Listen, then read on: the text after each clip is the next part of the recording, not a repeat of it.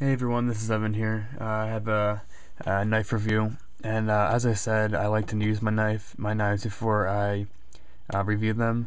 But this one I just was really excited to get, and I'm just gonna do a little tabletop, and then I'll use it. Have some videos of me using it, and then I'll give a another separate review after I'm done using it and give my opinions on it. But as I stand right now, I feel this is gonna be a great survival knife. I've just by holding it, you can just sometimes you can just tell. This is a BK&T K-bar, and what this is a Becker knife company.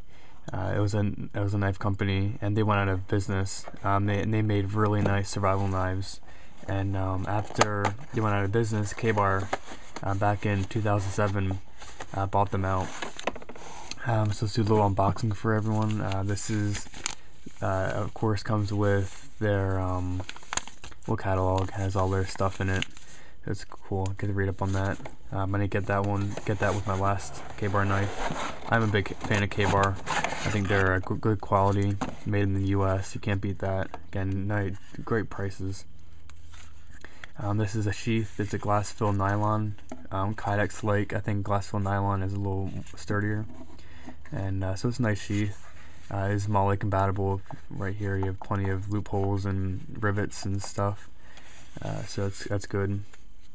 Has a strap for it, nylon strap, along with a little strap holder here to strap this down to something, with a snap to keep it more secure. Really nice sheath. It's not like a great sheath, but it works. Moving on to the main part of the knife. Here it is. Ready? This thing's a brick. It's a full pound of knife, and it's just a very stout, very strong, do everything camping knife.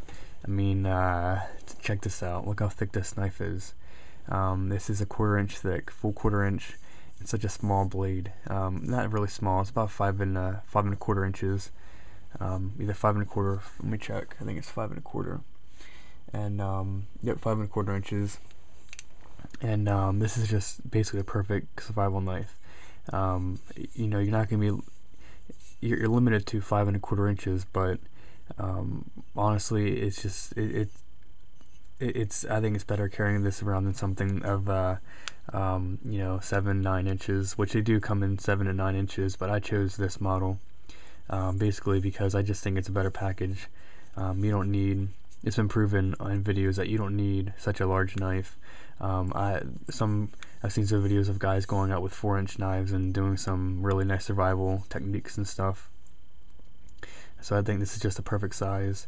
Nice heft to it, about a 1 pound blade. I think just is exactly 1 pound, and it's just a really nice knife. A little bit of background on this. This used to be called a Becker Necker. Sorry if I'm not pronouncing that right. Maybe have an annotation if I did. And it was designed by Ethan Becker, and the company went bankrupt a couple years ago, and then in 2007 K-bar hired Ethan Becker. He basically just designed the same knife he had, just with the K-bar stamp on it. And it's just, number one, he was a survivalist, hiking, things like that, for 45 years. So he has like 45 years of experience with survival and things like that. But he's also great in the kitchen. He's a chef. And what are the two most important things you do when you're in the woods camping? You split wood, do process wood, everything with wood, and then you also you want to be able to use that same knife for preparing food. And so with those two experiences under his belt, he created what I think will be the perfect knife. I can't say it yet because I haven't used it, but I think it's just going to be an outstanding knife. A little bit more with the specs. This knife is 10.625 inches long. It's about 10.5 inches, a little over that. And the blade, as I said, is 5 1/4 inches, and 1/4 inch thick. slab of steel, slab of 1095 Croban, which has is basically high carbon steel.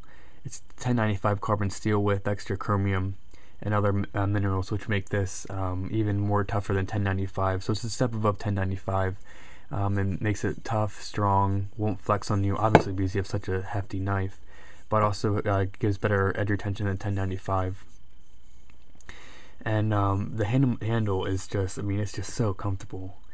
And it's made out of Reiview, which is basically a Swiss-made glass-filled nylon.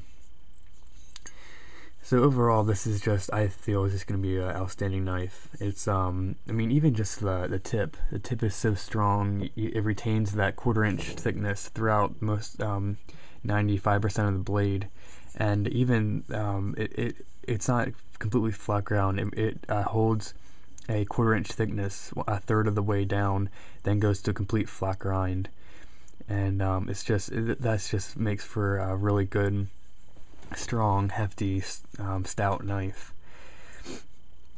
But I was in the market for actually a Busey. I was gonna save up for one. They're quite expensive, and you know, I'm 18. I'm plan on have plans in my future which I need to be saving up for. And honestly, I did not want to spend that much on a knife. But I've heard great things about Busey knives. And when I saw this, I'm like, that looks just like a Busey knife, just without the price. Basically, without the price, without the steel, you get, you know, 1095. I think is going to be a really good steel for it. But you also don't get the linen micarta handles. So what you're getting is basically a Busey with not the top end steel, and without the fit and finish with the micarta. We do a nice macro before I end the video. And as you see, you know, this might get uncomfortable after a while, and it doesn't come flush at some points. But you know what? It's a survival knife. You know what? I mean, there's a spot where it didn't really come together. You know, it's a little uneven here and there. Has some sharp edges. Like here, you can see that it's smooth on this side, but then it's doesn't come together quite as well on that side. But for $80, which that was actually pretty expensive. Usually you can actually get these for $50 to $60 online, but I don't like buying online that often. And I went to my local knife shop, and they're a little expensive, but you know, I had a gift card and everything, so it's not, you know, I really wanted one of these. It beats spending how much on a Busey. But anyways, you know, I'll have some videos of me, you know, cutting it, you know, chopping with it in the woods. I have a spot in the woods where I go out and do some, you know, survival stuff, and I'll have some separate videos on that. Maybe I'll make everyone a shelter or something, and then do some batoning and wood processing. And after those videos, I promise I will have a separate review on how I like it, and I'll make sure that all this is worn off before so I get some good use out of it.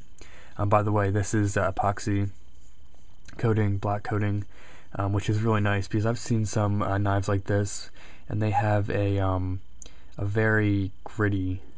I think the Benjamin Nimmervis, I was looking at getting that one. I think that had just a very gritty coating, and I think that wouldn't be as good.